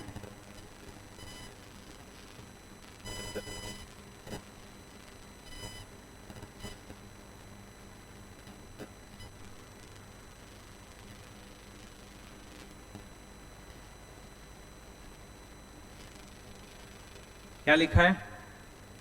Wherever it is possible. See understand, government को भी पता है कि भाई काम बहुत ज्यादा है सीआईटीए के पास, हम लोग है ना उस पर कोई ऐसा टाइम लिमिट लेके नहीं बैठ सकते हैं कि भाई तू ऑर्डर पास कर कर कर इतना जल्दी करके ही दे हमें। दैट इज नॉट पॉसिबल, क्योंकि बहुत काम रहता है, अपील बहुत लोग फाइल करते हैं। सो अभी अपील फाइल किया तो क्या लिखा है? 1 year from the end of the year in which such appeal is filed और ट्रांसफर। ट्रांसफर्ड वर्ड क्यों आ रहा है वो समझाता हूं मैं थोड़ी देर में। फाइल, जब से अपील फाइल हुआ वो ईयर के एंड में जाके वहां से 1 ईयर। बट ये टाइम लिमिट जो है कंपल्शन नहीं है, तुम्हें समझ में आ रहा है? इतने टाइम में कोशिश करो कि पास हो जाए ऑर्डर, कोशिश करो। नहीं हुआ तो ठीक है यार, 3-4 साल लगाओ, चलेगा। कोशिश करो कि इतने टाइम में पास हो जाए। मुझे तो समझ में ही नहीं आता टाइम लिमिट रखी क्यों है, जब कोशिश करने में हटा ही देना चाहिए। तो ठीक है, एक टाइम लिमिट डालनी थी, डाल दी। सो कोशिश करो कि आप अपना ऑर्डर पास कर सको। अब मैं क्या बोल रहा हूं, अब ऑर्डर आया, किसका ऑर्डर आया? इन लोगों का ऑर्डर आ गया, ऑर्डर ऑफ सीआईटीए, इनका ऑर्डर आ चुका। अब ऑर्डर आ चुका सीआईटीए का। अब ये ऑर्डर की एक कॉपी है ना असेसी को जाएगी, और एक कॉपी जाएगी सीआईटी को। सीआईटी कौन है? डिपार्टमेंट को रिप्रेजेंट कर रहा है। डिपार्टमेंट जो है ना उसको रिप्रेजेंट कौन करता है? सीआईटी। तो आप ऐसा समझो एक कॉपी डिपार्टमेंट को गई, ये और कुछ नहीं है, वो डिपार्टमेंट को गया। अब मैं क्या बोल रहा हूं, ये ऑर्डर जो आया किसी के तो फेवर में आया होगा और किसी के अगेंस्ट में आया होगा। असेसी के फेवर में हुआ तो डिपार्टमेंट के अगेंस्ट में हुआ, डिपार्टमेंट के फेवर में हुआ तो असेसी के अगेंस्ट में हुआ। तो एक पार्टी तो ऐसा रहेगा जिसके फेवर में नहीं है ये ऑर्डर। तो जो पार्टी के फेवर में नहीं है, अगर उसको कुछ ऑब्जेक्शंस उठाने हैं तो क्या करेगा वो? तो अब जाओ किधर? आईटैट में जाओ। आईटैट में जाओ अभी तुम लोग। कौन जाएगा आईटैट में? जो पार्टी अग्रीव्ड रहेगा। असेसी भी जा सकता है, डिपार्टमेंट भी जा सकता है, और वहां से डिपार्टमेंट मतलब सीआईटी जाएगा। फिर असेसी भी जा सकता है, डिपार्टमेंट भी जा सकता है, आईटैट में जा सकते हैं। आईटैट जो है वहां पे जा सकते हैं ये लोग। सुन रहे हैं सब लोग? हाँ, दोनों जा सकते हैं। जिसके अगेंस्ट आया ऑर्डर, जाओ आईटैट में। अच्छा, आईटैट में सर कितने दिन में जाना है? तो आईटैट में जाना है 60 दिन में, 60 डेज में। सर 60 डेज कब से? अरे जब से इसका ऑर्डर आया। किसका? सीआईटीए का। सीआईटीए का जब से ऑर्डर आया तब से 60 डेज। अच्छा, यही टाइम लिमिट को उन्होंने थोड़ा सा भी मॉडिफाई कर दिया है। देखो क्या लिखा है, 2 months from the end of the month in which order sought to be appealed against is communicated. This time limit is applicable from 1/10/24. 1/10/24 इसका मतलब ओल्ड टाइम लिमिट 60 दिन का था। ओल्ड टाइम लिमिट 60 दिन का था, न्यू टाइम लिमिट 2 months। कब से? From the end of the month. फर्क है दोनों में, ठीक है। अच्छा सर, हम आईटैट में गए, समझो कि this order is against assessee.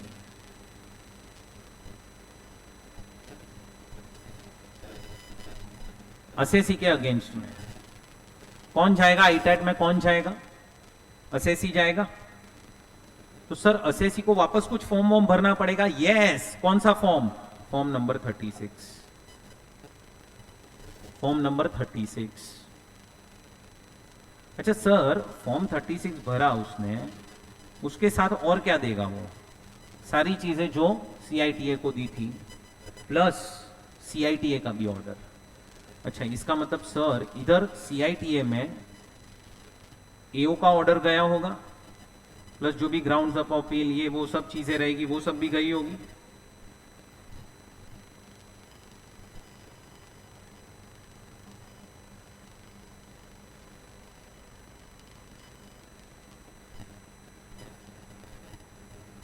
तो सर इधर आईटैट में एओ का ऑर्डर भी जाएगा, प्लस सीआईटीए का भी ऑर्डर जाएगा। यस, जितनी चीजें पहले हो चुकी है वो तो बेस चाहिए ही ना आईटैट को भी। अच्छा, अब आईटैट में गया कौन? असेसी गया। मेरे एग्जांपल में असेसी गया। कंफ्यूज मत होना, डिपार्टमेंट भी जा सकता है। मेरे एग्जांपल में असेसी गया आईटैट में। अच्छा सर, आईटैट में असेसी गया, अब क्या होगा? तो अब आईटैट जो है ना, आईटैट वो डिपार्टमेंट को इन्फॉर्म करेगा। क्या? कि भाई केस आ चुका है तुम्हारा, तुम्हारे फेवर में जो ऑर्डर पास हुआ था ना, फेवर में हुआ था, समझा ना, उसको लेके असेसी ने अपील फाइल किया है। तो अब आईटैट क्या करेगा? जैसे ही तुमने फॉर्म 36 भरा, ये लोग इन्फॉर्म करेंगे to another party. See another party in my example is CIT, sorry, बराबर। मेरे एग्जांपल में वो सीआईटी है, मतलब department. If suppose this order of CIT is against department, then other party is assessee, तो दे विल इन्फॉर्म असेसी। अब CIT क्या बोलेगा? डिपार्टमेंट क्या बोलेगा? हाँ ठीक है, बोले उसने अपील फाइल किया है, अब हम क्या करें?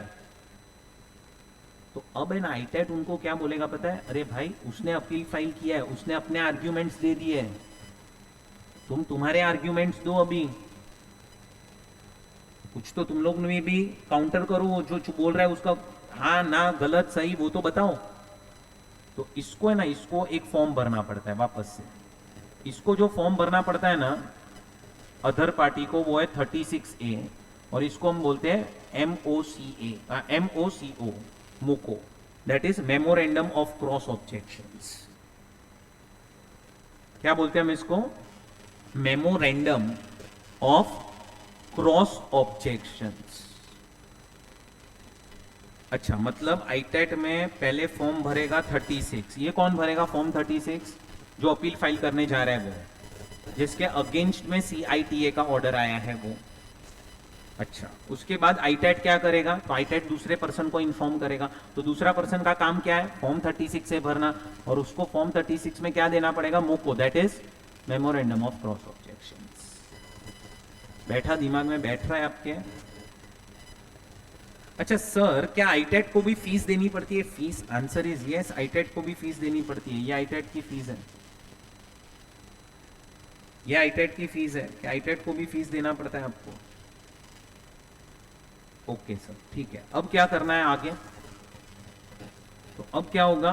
अब आईटेट का ऑर्डर आएगा, ऑर्डर ऑफ आईटेट।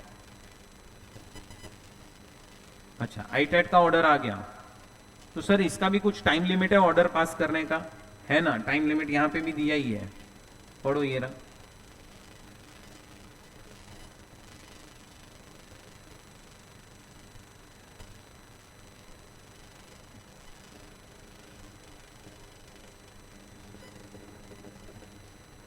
पढ़ा?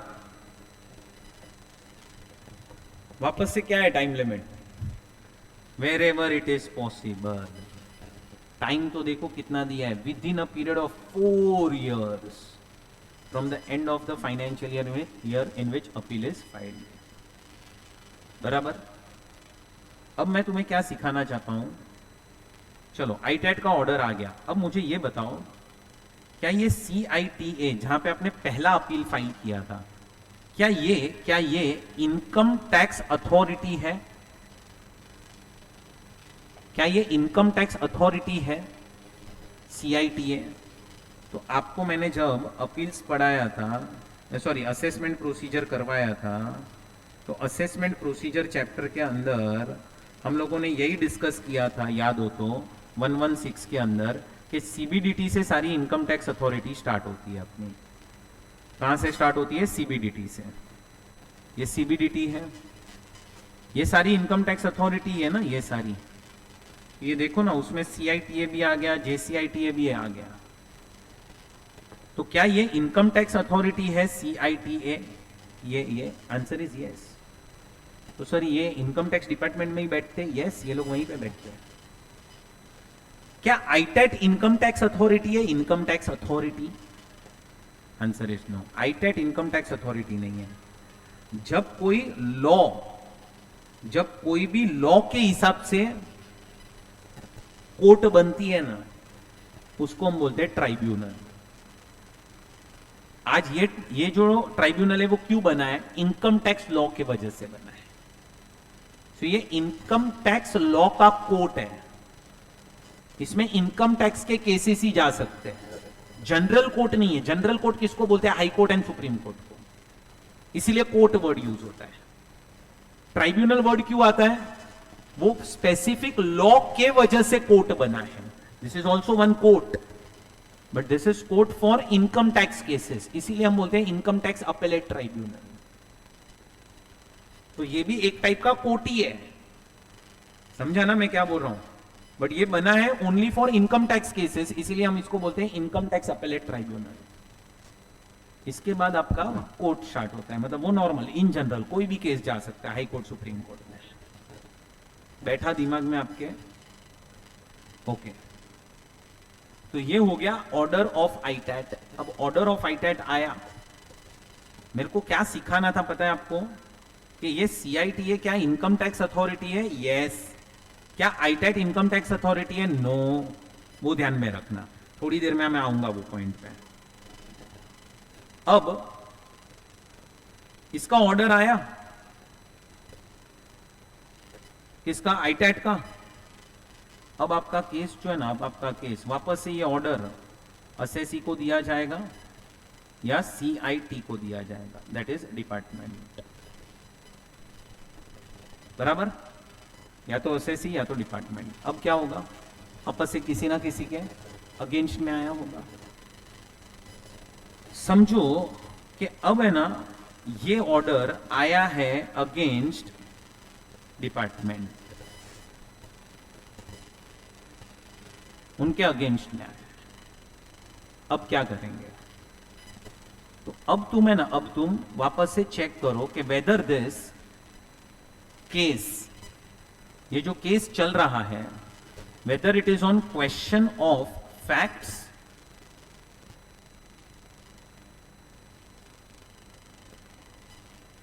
It is question of law. Question of fact है कि क्वेश्चन ऑफ लॉ है, ये आप लोग चेक करो। फैक्ट्स मतलब क्या, तो फैक्ट्स मतलब कि समझो कि असेसी बोल रहा है कि नहीं यार, नोटिस तूने टाइम पे नहीं दी थी, दैट इज अ फैक्ट। या फिर समझो कि वो स्पेशल ऑडिट करवाना था, उधर से सब मटेरियल मिला, फिर एक 142(3) करके सेक्शन था कि जो भी मटेरियल मिलता है उसमें OBH देना पड़ता है, नहीं दिया OBH, that is a question of fact. Fact वाले जितने भी केसेस होंगे ना, क्या हो जाएंगे इधर, दी एंड। आगे नहीं जाना है, last fact finding authority is ITAT। ITAT में दी एंड हो गया सारा। तो सर अब आगे क्या होगा फिर, तो अगर क्वेश्चन ऑफ लॉ है, what is question of law, it involves interpretation of law. समझो कि एक सेक्शन है जहां पे लिखा है 36(1)(9) के अंदर कि family planning expenses are allowed only to company, revenue expense fully allowed, capital expense allowed in 5 equal installments. अब क्वेश्चन क्या आ रहा है कि अगर समझो एक पार्टनरशिप फर्म ने फैमिली प्लानिंग एक्सपेंस किया है, वो बोल रहे हैं कि चलो हमें 36(1)(9) में नहीं मिलेगा, 37 में तो मिल जाएगा जनरल डिडक्शन में। Now it involves interpretation of law. कोई यू कैन से खर्चा आपने माइनस कर दिया, तो डिपार्टमेंट बोल रहा है नहीं ये माइनस नहीं होना चाहिए। अब वो इंटरप्रिटेशन ऑफ लॉ पे इन्वॉल्व है पूरा केस, रीडिंग ऑफ लॉ पे इन्वॉल्व है। So it is question of law, तो फिर आप जाओ हाई कोर्ट में, और हाई कोर्ट भी क्या करेगा, ऑर्डर पास करेगा, और ये ऑर्डर भी वापस से असेसी और डिपार्टमेंट को दिया जाएगा। एंड जिसके भी अगेंस्ट में आया, वो कहां जाएगा, अब सुप्रीम कोर्ट। सुप्रीम कोर्ट जो है वो लास्ट अथॉरिटी है जहां पे आप अपील फाइल कर सकते हैं। अच्छा, सुप्रीम कोर्ट का डिसीजन क्या बन जाएगा, लॉ। अच्छा सर, फिर अगर वो लॉ को चेंज करना है तो फिर वो होगा थ्रू फाइनेंस बिल। फिर एक ही ऑप्शन है, क्या, एक्ट को चेंज करो, और एक्ट कहां से चेंज होगा, फाइनेंस बिल के थ्रू। हर साल बजट आता है, बजट में अमेंडमेंट होता है। अपन ने बहुत कैपिटल गेन्स में तो कितने सारे केस लॉस देखे थे, conversion of capital asset into stock in trade, भाई शिरीन बाई के कुका का केस जो था वो ओवरराइड करके ये लॉ बनाया गया। वानिया सिल्क मिल्स करके केस करवाया था, डिस्ट्रक्शन ऑफ प्रॉपर्टी, वो ओवरराइड करके 45(1)(a) करके सेक्शन बनाया गया। सुनील सिद्धार्थ भाई, मलाबार फिशरीज, ये सारे केस हमने देखे थे यहाँ पे।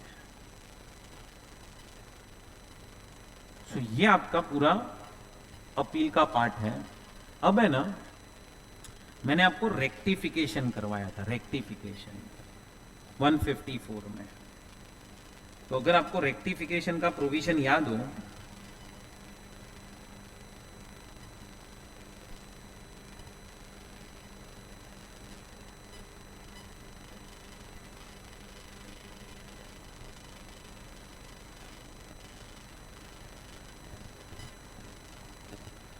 इसका फर्स्ट वर्ड पढ़ो ना, क्या लिखा है, इनकम टैक्स अथॉरिटी। अगर कोई भी ऑर्डर पास करता है जिसमें there is a mistake apparent from record, तो वो लोग रेक्टिफाई कर सकते हैं। मैंने आपको यहां पे भी सिखाया था, याद हो तो, कि क्या CITA इनकम टैक्स अथॉरिटी है, तो आंसर इज यस। क्या ITAT इनकम टैक्स अथॉरिटी है, नो। तो अगर कोई मिस्टेक है, क्या है बोलो, मिस्टेक, कहां पे, in order of CITA, and that mistake is apparent from record, तो क्या हम 154 में रेक्टिफाई कर सकते हैं उसके ऑर्डर को, answer is yes. But yes, अगर ITAT का जो ऑर्डर है ये इसमें कोई मिस्टेक है which is apparent from record, क्या हम 154 में रेक्टिफाई कर पाएंगे? Not possible. 154 में आप रेक्टिफाई नहीं कर सकते। तो सर फिर क्या करेंगे?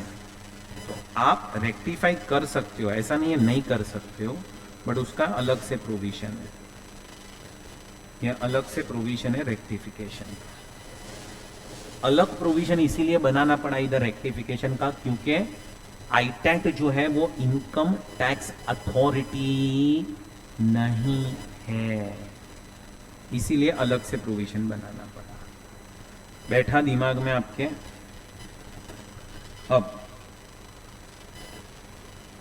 अब है ना, अब ये समझा आपको रेक्टिफिकेशन वाला पॉइंट?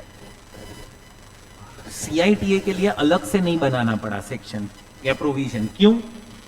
क्योंकि वो लोग इनकम टैक्स अथॉरिटी है, 154 में कवर हो जाएंगे। ITAT के लिए अलग से प्रोविजन बनाना पड़ा, क्यों? क्योंकि ये लोग इनकम टैक्स अथॉरिटी नहीं है। अच्छा, अब और एक पॉइंट आता है क्या, कि आज एक वर्ड आपको मैंने अभी सिखाया, इज रेक्टिफिकेशन।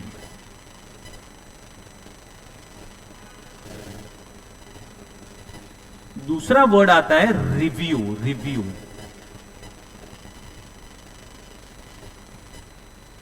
क्या CITA और ITAT अपना ऑर्डर रिव्यू कर सकते? रिव्यू, रिव्यू मतलब क्या? तो रिव्यू मतलब क्या वो अपना डिसीजन पूरा चेंज कर सकते हैं क्या? आप लोग क्रिकेट देखते हो, उसमें अंपायर बोलता है आउट, और सपोज टीम ने लिया रिव्यू, पता है वो थर्ड अंपायर के पास जाता है और अंपायर का पूरा डिसीजन चेंज हो सकता है वहां पे। तो उसको हम बोलते हैं रिव्यू। रिव्यू मतलब क्या? आपका डिसीजन चेंज करने का पावर। तो अब क्या CITA या ITAT के पास ये पावर है कि वो लोग अपना डिसीजन कल उठ के चेंज कर सकते हैं? रिव्यू करने का पावर है, तो अंडरस्टैंड, रिव्यू करने का पावर नहीं है। पावर कौन सी चीज का है? Rectification. Review is different and rectification is different, understand. Rectification is of only the mistakes which are apparent from record. कहीं पे 1 लाख प्लस 1 लाख 2 लाख के बदले 3 लाख लिख दिया है, अरे वो गलती हो सकती है, लेकिन तुम ये बोलोगे कि हमने डिसीजन ही गलत दे दिया, हम अपना डिसीजन ही चेंज करना चाहते हैं, तो that is not possible. Review नहीं कर सकते ये लोग। कौन? CITA एंड ITAT दोनों के पास रिव्यू करने का पावर नहीं है, वो ध्यान में रखना। समझा रिव्यू का मतलब क्या होता है? हाँ, सो रिव्यू करने का पावर नहीं है, वो चीज ध्यान में रखना है। अब सर हमने पहला अपील फाइल किया CITA में, तो CITA में हम लोग ने कुछ ग्राउंड्स पे अपील फाइल किया होगा, कुछ अपने हमारे आर्ग्यूमेंट्स रखे होंगे। क्या सर हम लोग जब CITA के साथ बैठे बात करने के लिए, क्या हम लोग कोई एडिशनल ग्राउंड्स ऑफ अपील दे सकते हैं? एडिशनल ग्राउंड्स ऑफ अपील, तो ध्यान से सुनो, ऐसे तो additional grounds of appeal allowed नहीं है। क्यों? क्योंकि वो एडिशनल ग्राउंड्स ऑफ अपील पहले भी नहीं अलाउड थे। आज तुम समझो पहले ही तुम दे देते फॉर्म 35 भरते वक्त, तो कहना से CITA जो है वो पहले ही आपके ग्राउंड्स ऑफ अपील देख लेता और उसके ऊपर उसका खुद का रिसर्च कर लेता पहले से। अब ये तो क्या किया आपने, जानबूझ के समझो कुछ ग्राउंड्स ऑफ अपील नहीं दिए थे पहले, फिर सोचा बैठेंगे जब सामने तब दे देंगे, तो तभी भी अलाउड नहीं है। बट यस, अगर अगर अगर CITA को ऐसा लगा, क्या लगा कि भाई असेसी ने जानबूझ के नहीं किया है, ऐसा हो गई है उसके साइड से कुछ तो गलती, तो क्या आप एडिशनल ग्राउंड्स ऑफ अपील वो एक्सेप्ट कर सकता है? तो answer is yes, answer is yes, वो कर सकता है। समझ में आ रहा है मैं क्या बोल रहा हूं? एक और पॉइंट डिस्कस करते हैं और फिर लेक्चर एंड करते हैं कि सर क्या हम कोई एडिशनल एविडेंस दे सकते हैं CITA को एडिशनल एविडेंस? इसके ऊपर क्वेश्चन है, ध्यान से सुनना। क्या हम कोई एडिशनल एविडेंस, कोई डॉक्यूमेंट दे सकते हैं जब हम CITA के सामने बैठे हैं तब? एडिशनल आंसर इसमें नहीं दे सकते। क्यों नहीं दे सकते? अरे यार, यही एडिशनल एविडेंस अगर तुम लोगों ने EO को दे दिए होते तो शायद कहने से वो ऑर्डर प्रॉपरली पास कर पाता। तुमने वो टाइम पे तो एडिशनल एविडेंस कुछ दिए नहीं। अब तुम ये एक्सपेक्ट कर रहे हो कि CITA के सामने हम एडिशनल एविडेंस दें और हमारा केस पूरा घुमा दे, तो दैट इज रॉन्ग। दे देते ना, EO को ही दे देते एडिशनल एविडेंसेस। आपने अगर तभी नहीं दिए तो अब तुम यहां पे भी नहीं दे सकते। लेकिन लेकिन लेकिन लेकिन, लेकिन 4 केसेस में दे सकते हो। 4 केसेस में एडिशनल एविडेंस दे सकते हो। यही चीज पे क्वेश्चन है, ध्यान से सुनना। पहला केस क्या कि आपने कुछ एविडेंस दिया था AO को, उसने वो एविडेंस देखा ही नहीं, बोला नहीं चाहिए हमें एविडेंस, लेके जाओ वापस। सो उसने क्या कर दिया, वो एविडेंस को ठुकरा दिया, देखा ही नहीं है उसने एविडेंस। उसके बाद ऐसा एविडेंस जो आप लेके गए थे, लेकिन AO ने बहुत ही जल्दी जल्दी ऑर्डर पास कर दिया। वो बोलते मेरे पास टाइम ही नहीं है, आज नोटिस भेजा, कल ऑर्डर पास कर दिया उसने। सो ऐसा एविडेंस जो उसने देखा ही नहीं, या फिर उसने जल्दी जल्दी असेसमेंट खत्म कर दी भगा के, या फिर उसने आपसे कुछ एविडेंस मांगा था, आप नहीं दे पाए थे कुछ जेन्युइन रीजंस की वजह से। जैसे फॉर एग्जांपल, मैंने राज से लोन ली है, तो AO ने मुझसे मांगा था कि चलो यार एक कंफर्मेशन ऑफ अकाउंट्स दे दो, कैसा लोन है। बट राज जो है, समझो वो अभी यहां पे था नहीं, वो मुंबई से बाहर गया था, मैं नहीं दे पाया था एविडेंस। बैठ रहा है आपके दिमाग में, बैठ रहा है। सो मैं नहीं दे पाया था, तो वो एविडेंस अब मैं CITA के सामने दे सकता हूं। या फिर ऐसा एविडेंस जो मैं नहीं दे पाया, लेकिन AO ने मांगा नहीं था, पर मैं देता तो बहुत फर्क पड़ जाता, पर मैं जेन्युइन रीजन के वजह से दे नहीं पाया। समझो कि राज का ही सेम एग्जांपल लो, उसने मेरे को कंफर्मेशन मांगा नहीं था, बट अगर मैं दे देता तो मेरा केस थोड़ा सा चेंज हो जाता। तो सुनो ओए, पहला एविडेंस कौन सा? मैं लेके गया, उसने देखा नहीं। दूसरा एविडेंस कौन सा? मैं लेके गया बट उसने असेसमेंट पहले ही खत्म कर दी, मतलब भगा के खत्म कर दी। तीसरा, उसने मांगा था, मैंने दिया नहीं। या फिर उसने मांगा नहीं था, मैं देता तो फर्क पड़ जाता, वो वाले एविडेंस। ये 4 एविडेंसेस आप दे सकते हो, इसको हम बोलते हैं एडिशनल एविडेंसेस CITA के सामने। ये देखो, ये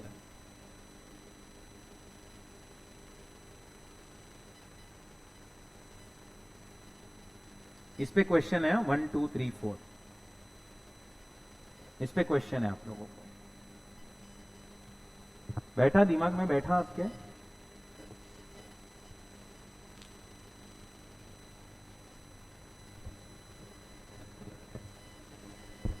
ओके, तो 1 2 3 4 पे क्वेश्चन है। सो ये एडिशनल एविडेंसेस है। मैंने देखो अभी पूरा कोई स्ट्रक्चर्ड वे में नहीं पढ़ाया है, मैंने ऐसे ही आपको इंट्रोडक्शन दिया है बस। अभी कुछ है नहीं, पॉइंट्स बचे हुए, वैसे देखने जाएंगे तो ऑलमोस्ट अपना ये CITA तो खत्म होने आ गया है। ये एक्सप्लेनेशन के अंदर थोड़ा बहुत बचा है, 2-3 पॉइंट्स वो हो जाएंगे अपने। ITET में भी 2-3 पॉइंट्स बचे हैं। बराबर। तो ये अपन अभी नेक्स्ट लेक्चर में खत्म कर देंगे। अपील भी पार्ट खत्म हो जाएगा, रिवीजन भी पार्ट खत्म हो जाएगा, ठीक है। तो आज आपके एंड पे बस वो एक बार अक्रीटेड इनकम देख लो, बाकी नेक्स्ट लेक्चर में ये खत्म करते हैं, ठीक है। चलो बाय बाय फ्रेंड्स।